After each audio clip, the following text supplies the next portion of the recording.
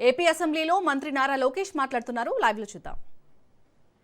ఎందుకంటే 2024 ఎన్నికల ముందల Telugu Desam party, Janasena party, Bharatiya Janata party మూడు పార్టీలు కలిసికట్టుగా ప్రజలకి హామీ ఇస్తాం జరిగింది. ప్రతి ఏటా డిఎస్సి చేస్తాం, మొదటిది మెగా డిఎస్సి చేస్తామని ఆనాడు హామీ ఇస్తాం జరిగింది అధ్యక్ష. దాంట్లో భాగంగా అధ్యక్ష ఒకసారి మనం చూస్తే 2025 డిఎస్సి 16,347 పోస్టులతో మనం డిఎస్సి చేస్తాం జరిగింది అధ్యక్ష. దాంట్లో సుమారుగా 3,36,300 మంది అభ్యర్థులు దీనికి అప్లై చేస్తాం జరిగింది అధ్యక్ష. అధ్యక్ష ఈ మొత్తం ప్రక్రియ కూడా 148 రోజుల్లో పూర్తి చేస్తాం జరిగింది అధ్యక్ష. ఇది బ్రీఫ్గా డిఎస్సి గురించి అధ్యక్ష. డీటెయిల్స్కి వెళ్లే ముందు అధ్యక్ష ఒకసారి కానీ మనం గౌరవ సభ్యులందరూ విషయం గమనించాలి అధ్యక్ష. ప్రభుత్వ పాఠశాలలో ప్రభుత్వ సిస్టంలో మనం ఒకసారి చూస్తే తెలుగుదేశం పార్టీ ఆవిర్భావం నుంచి అనేక సంస్కరణ తీసుకొచ్చాం అధ్యక్ష. అన్నగారి నాయకత్వంలో 1983లోనే మధ్యాహ్న భోజనం పథకం మనం తీసుకొచ్చాం అధ్యక్ష. అంతేకాకుండా ఈరోజు పొద్దున గౌరవ సభ్యులందరూ కూడా మాట్లాడారు, అయ్యన పాత్రుడు గారు కూడా చెప్పారు అధ్యక్ష. బీసీ సోదరుల కోసం ప్రత్యేక రెసిడెన్షియల్ స్కూల్స్ కానివ్వండి, అటు ఎస్సీ సోదరులకి ప్రత్యేక రెసిడెన్షియల్ స్కూల్స్ కానివ్వండి ఏర్పాటు చేసింది అన్న ఎన్టీఆర్ అధ్యక్ష. అంతేకాకుండా మహిళల కోసం ప్రత్యేకంగా తిరుపతిలో పద్మావతి విశ్వవిద్యాలయాన్ని కూడా ఏర్పాటు చేస్తాం జరిగింది అధ్యక్ష. దాని తర్వాత అధ్యక్ష గౌరవ ముఖ్యమంత్రి చంద్రబాబు నాయుడు గారు ప్రత్యేకంగా ప్రభుత్వ పాఠశాలను బలోపేతం చేయాలంటే తప్పనిసరిగా మనము టీచర్ రిక్రూట్మెంట్ చేయాలి.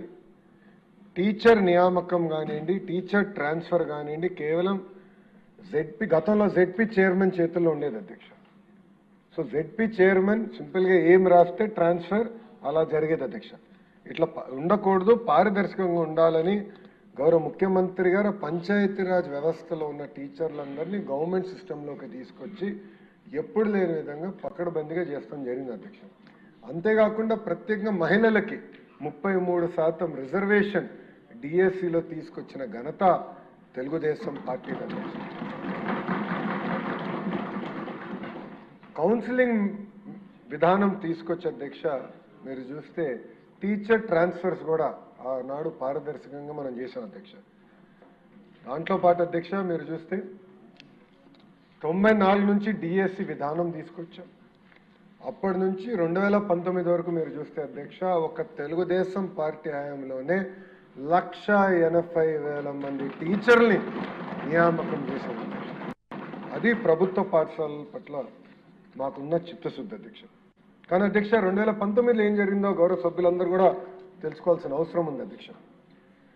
అధ్యక్ష 2019 నుంచి 24 వరకు ఒక్క టీచర్ రిక్రూట్మెంట్ జరగలేదు. అంతేకాకుండా అధ్యక్ష 12 లక్షల మంది పిల్లలు ప్రభుత్వ పాఠశాలలకి దూరమయ్యారు అధ్యక్ష. ఆనాడు పెద్ద పెద్ద మాటలు మాట్లాడారు అధ్యక్ష. డీటెయిల్స్లోకి వెళ్తే 12 లక్షల మంది పిల్లలు ప్రభుత్వ పాఠశాలల నుంచి ప్రైవేట్ పాఠశాలలకు వెళ్ళిపోయారు అధ్యక్ష.